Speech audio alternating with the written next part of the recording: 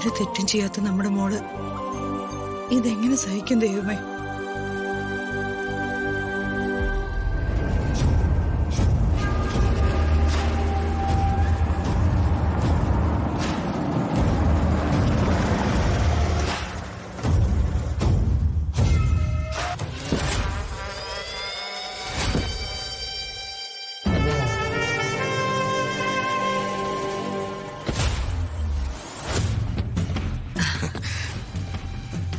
അകത്തേക്ക് കയറുമ്പോ അവരെ കാണിക്കാൻ വേണ്ടി എക്സ്പ്രഷൻ ചേഞ്ച് ചെയ്യണം. ദുഃഖം വരുത്തണം. അവളെ ജയിലിലാക്കിയതിന്റെ ദുഃഖം. നീ വാ.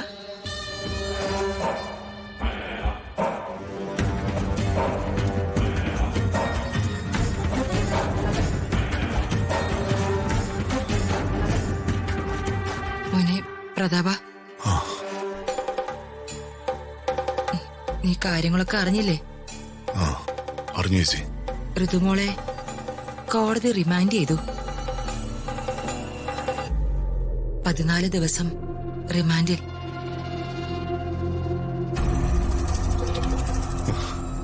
ഞാനിത് എങ്ങനെ സഹിക്കും ചേച്ചി? സഹിച്ചല്ലേ പറ്റൂ.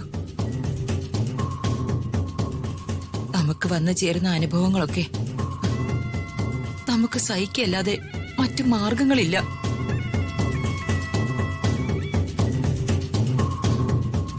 കോടതി നടന്ന കാര്യങ്ങളൊക്കെ നിങ്ങൾക്കറിയാമോ?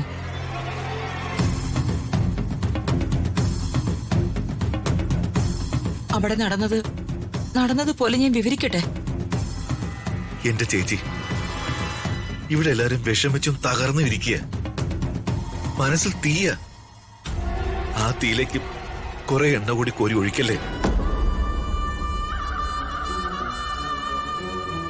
നിന്റെ ഇവന്റെ മനസ്സ് കത്തുവടാ. അതിനല്ലേ ഞാനിതൊക്കെ ചെയ്യുന്നത്.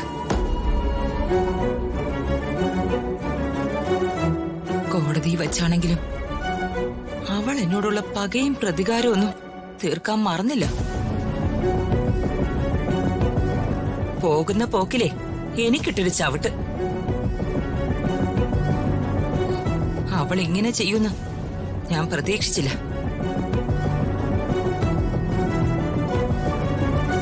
അവൾ എന്തൊരു ചതിയാ എന്നോട് ചെയ്തേ.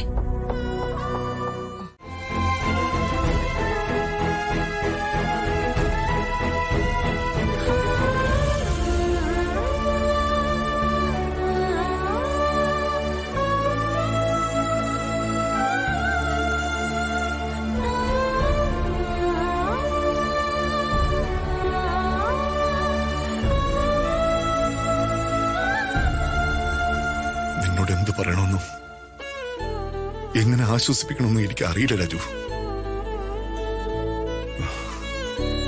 ഞാനും നീയും നമ്മളെല്ലാവരും ഒരുപോലെ തകർന്നുപോയി.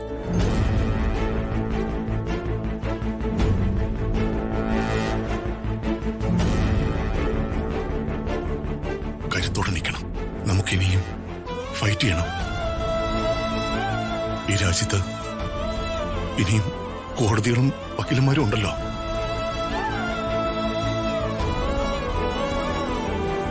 സുപ്രീം കോടതിയില് അതിപ്രഗത്ഭരായ അഡ്വക്കേറ്റുമാരുണ്ട്.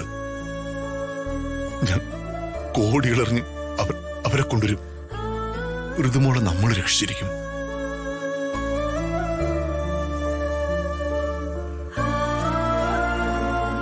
നമ്മുടെ കൂടെ ദൈവമുണ്ട് സാറേ.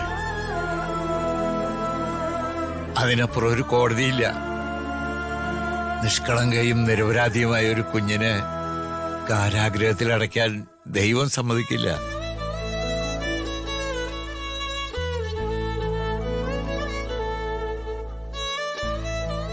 ആരൊക്കെ വാളെടുത്താലും നമ്മുടെ കുഞ്ഞിനെ നമുക്ക് തിരികെ കിട്ടും.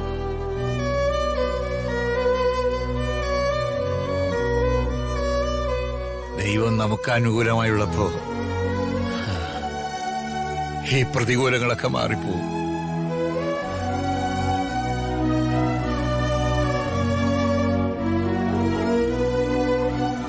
ഈ 14 ദിവസങ്ങള് എന്റെ ഹൃദയമില്ലാതെ ഞാൻ എങ്ങനെ ജീവിക്കുന്ന എനിക്കറിയില്ല സർ. അവളില്ലാതെ എനിക്ക് ഒരു നിമിഷം ജീവിക്കാൻ കഴിയില്ല. എന്റെ ഹൃദയെ ഏതോ ഒരു മഹാദ്രോഹി ചതിച്ചതാ.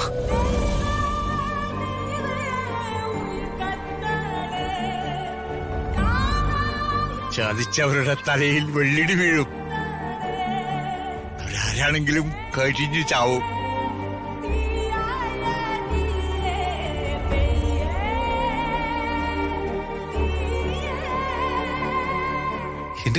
എന്റെ തൊട്ടടുത്തായിരുന്നു ഋതു ഉണ്ടായിരുന്നത്.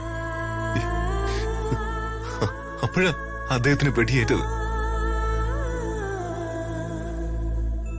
ഇത് ഋതുമോളെ ജയിലിലാക്കാൻ ഏതോ ലോകദ്രോഹി കരുതിക്കുട്ടി ചെയ്തതാ.